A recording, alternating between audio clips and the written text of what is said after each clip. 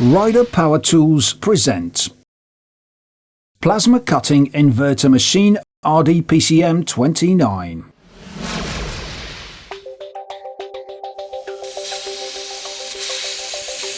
The inverter machine RD PCM29 is suitable for plasma cutting with compressed air of all types of electrically conductive metals.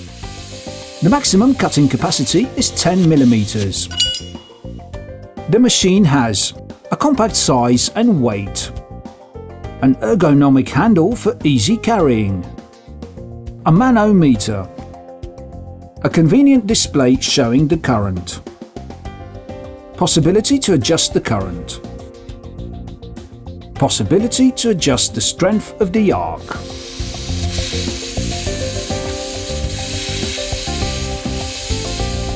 The plasma cutting inverter machine RD PCM29 is equipped with a reducing valve that has a dehumidifier.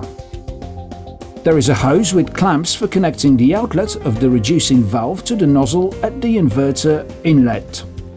A compressor with an airflow rate of about 150 liters per minute and a pressure of 2 to 5 bar is required. These parameters are indicative and depend on the composition of the steel. A 24 liters compressor can also be used for short cutting.